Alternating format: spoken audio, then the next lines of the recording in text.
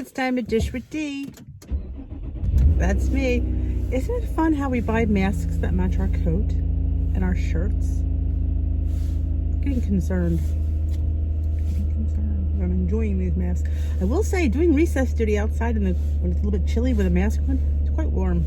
So, not gonna complain there. What are you talking about today, D? Get to the point. I am thinking of the reasons that we have weight issues. I mean, some of us, I will share,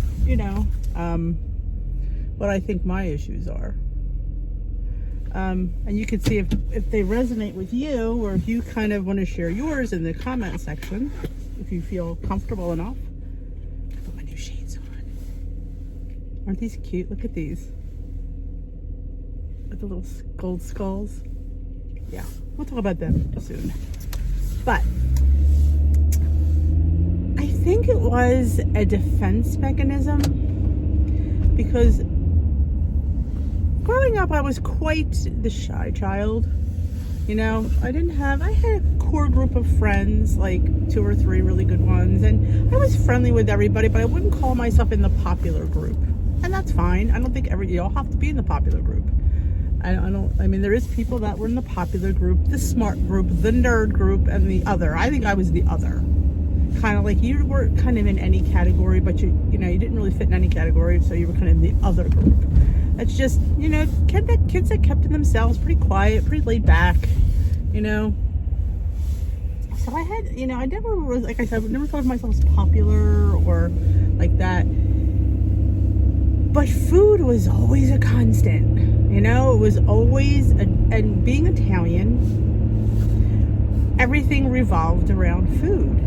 Everything. Happiness, sadness. It just, you were happy, you had a party. You were sad, you had a party. We all had food. I mean, funerals, we had luncheons. It's all about the luncheon. I'm like, you can't get the poor dearly beloved buried. Like, where are we having the lunch? And a lot of times, back in the days when my parents, when I was young, they had lunches at the house. The ladies would just be cooking all night and having just the most delicious food. And the food was good. But I really think it was a comfort mechanism in the beginning and a traditionalist. Like, that's just how we, everything happened. And then I think it became a shield for things. I don't know. I really wish I could put my finger on why it got as bad as it did. Maybe I just wasn't quite satisfied with the way things were going in my life, and food was always a good comfort and a good, good friend. I always say he's my boyfriend. I broke up with food. He was my BFF. He was the constant, or it was the constant in my life that I could always count on. Always count on a good meal. I could always count on food to make me feel better. And back then, before I really got into Weight Watchers, really, I guess, hardcore, I never felt guilty about eating. And I say this a million times, I think it's funny that I never thought of myself as really heavy. I mean, I knew I wasn't, petite and small or normal by any stretch, but I considered myself, I looked good and I thought I looked fine. And then you hear snickers behind your back. You hear the snickers? Have you ever heard the snickers? Where you'll talk about the way you look. And that, I remember a few times that happened, and I thought to myself, wow, who are you to sit there and say anything about anybody? Like, what gives you the right to sit there and say something negative about a person? You have no idea what their life's about, what their mental state's about, what anything is. But you sat there and you had that, there's always that, I always say this a lot, and I don't know if I said it here, you never get out of high school. Back in high school, again, with the cliques, the smart cliques, the popular people, the bitches. See, I come from a girls' school, so we had the bitches clique, who were just mean, the mean girls. And you'll still find as an adult, they still congregate. When your kids go to school, we always had to pick up, we have like my kids didn't take the bus. We didn't have a bus in our area. So they were in what they call the car line. So you go to the car line pickup, and that was pretty crowded, but the same people congregated. They're like, you never get out of high school. Here I am, at this point I was in my, early 40s, late 30s. And you're like, still? These girls, and yet people never change. They don't. And it's just a bit funny.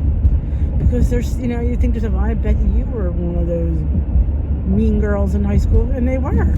Because mean girls in high school turn into mean girls in reality. Because I guess they're just never fully, they're always, I think, slightly envious. But in order to counteract the envy, they're mean. And I never gave in to envy or jealousy, because what's the point? If I wanted it, I could achieve it if I just put my mind to it. And I tell you, I'm a slug, and I just don't care. I really don't. I feel like the little things in life really don't matter. They don't, in the grand scheme of things. So I've always been I'm more of a laid back kind of person. Honestly, I don't stress over anything. What's the point? I don't even stress over my weight. Hence why it took me 2.5 years to lose my weight, because I didn't stress over it. It was, I had to just be me, and just, it is what it is, and I am who I am, and I've always accepted that. But some people just can't accept some things, and and it's hard for the people like me to deal with people sometimes like that. You look at them and you're like, wow, there are still mean girls out there. There are still people that judge you on your surface. You didn't ask who I am inside, or what my personality is, or what I like or what I dislike. You looked at my exterior and you judged me. So that just made me dig my heels in. Well, you think that's bad? Well, you see when I gained a little bit more weight, or it didn't, because I thought to myself, I'm not going to do that to please you, to please anybody, because you have to please yourself. Put yourself first. That's where I come up with this. You have to put yourself first. I mean, we're all, some of us are wives, moms, aunts, uncles, sisters, sometimes brothers. So yeah, we put everybody ahead of ourselves. And then we come, all of a sudden, they're all grown up and they're all doing their own thing, and you're left with yourself. And you're like, where do I go from here? How do I, you have to pick yourself up, and you got to find yourself in a way. You have to find, the you of this day and age, like not the you of before, because, that ship has sailed. So how do I, be me today? And do I want to go on a health journey? I don't want to use the word diet, or, it's always about dieting and losing weight. It's about making healthier choices. And look at, I always say this a lot of times, look at the athletes. They're healthy, but they're not so small. So sometimes it's not always about what you weigh and the size on your tag. It's about, the health of yourself and what you deem healthy. I mean, like if you're like me, I deem what I am right now is extremely healthy. But I sit there and I put myself in comparison to the old me, or the old choices I've made.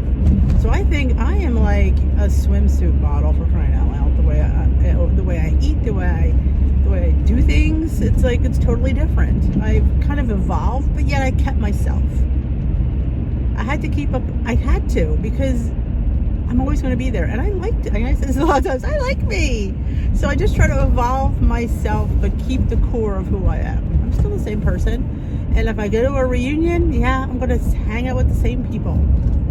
They may say, oh, look, it's Denise. Look how great she is. And the popular people come over and want to be your friend then, because all of a sudden, you're a little bit better for them, because, oh, well, you're acceptable now because you look better. Yeah, well, they can just keep on walking, because would not give those people the time of day. You couldn't like me then, you're not going to like me now. I'm not going to allow you to. I'm not going to give you that power, because guess what? I'm in control. Yep, control. It's a good word.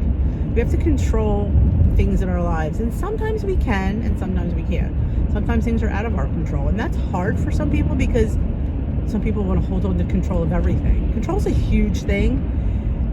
It just is. And when you let go of control for some things, it's very freeing, because you can't control everything. You can't. And you know what? You shouldn't. You shouldn't be able to control everything. You gotta let things be things and people be people. Doesn't mean you have to accept it, though. I mean, yeah, they can be who they are. Doesn't mean I have to be involved with them. Yeah, I'm very selective on who I'm involved with. I don't know if you can figure that out. I don't just get involved with just anybody. And I'm very selective, because I can be. Because we should be. You don't have to be friends with everybody. You don't. You're in control of your destiny. You're in control of your food. You're in control of your life. You take the wheel. Jesus, take the wheel, as Carrie Underwood said. Take the wheel, take control. There's days where I hear people say, yeah, well, I had, it was good for breakfast and lunch. At dinner, control it. Stop with the excuses and control it. You have to try. You have to sit there and put the effort in. Is it going to be easy? It's not. I'm not going to sit here and tell you, oh my gosh, just do it. No, you're not going to just do it. Obviously, you're not watching this video if you could just do it. Sometimes people need to have their hand held. I'm not one of those people, but I see people that are. And they want to be coddled. I'm not one of those people either, but I know people that are. And that could be just how their lives have always been, and they need that. That's why we came up with the buddy system on the Dish with D Facebook group, because sometimes you need somebody to hold your hand. You just do. I get it. I do. Sometimes you need a buddy. You need somebody to bounce things off of. This is what my options are for dinner. I don't know what to have. I really want to have this. And she'll say, you know what? No, this is what you really should have. Sometimes we got to pick our big girl panties on and put them on tightly. Hopefully those big girl panties still fit. But you have to stop the excuses. If you truly want it, there's the thing too. Do you truly want it, or do you think you're doing it because you think you have to? Well, I really should lose weight. Well, sure, we all should. But do we want to? You have to want to. You have to want to. Every time I went to Weight Watchers, I wanted to go. And every time I went, I lost 50 to 55 pounds because I wanted to. It's like the why, in a sense. You gotta have the want. I'm more about the want than the why, because you can have the best why in the world. Doesn't make you have to want to do it. You have to want to do it. And if you don't want to do it, nobody can force you to do it. I see people that, I was one of them, going through the motions of Weight Watchers for 6 months, playing with the same 5 pounds.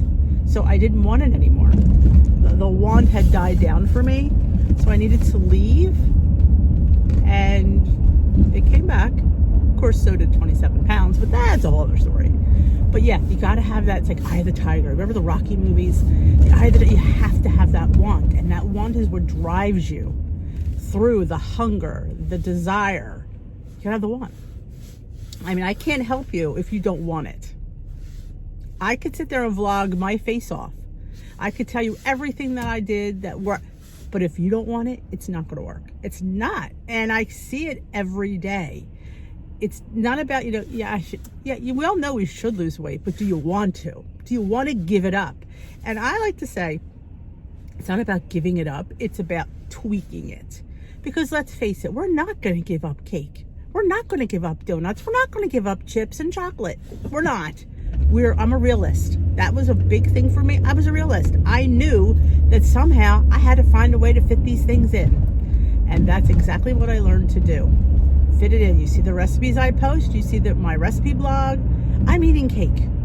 I'm eating cookies. Are they traditional? Maybe not. But you know what? They're good enough. And they hit that note, and I am totally satisfied. And that's what it's about. Satisfying the want. And wanting better for yourself. So I hope that you want to lose weight. I hope that you want to get healthy. Not that you think you should, it's do you want it?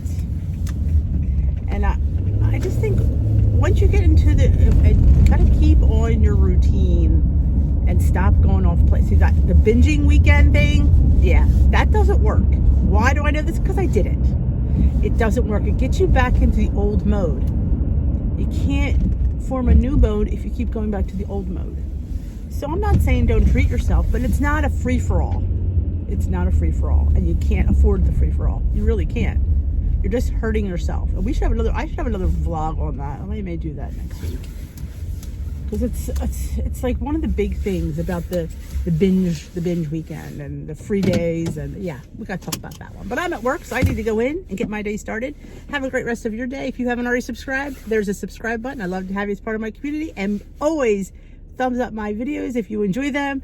I appreciate the love and support. Have a great day.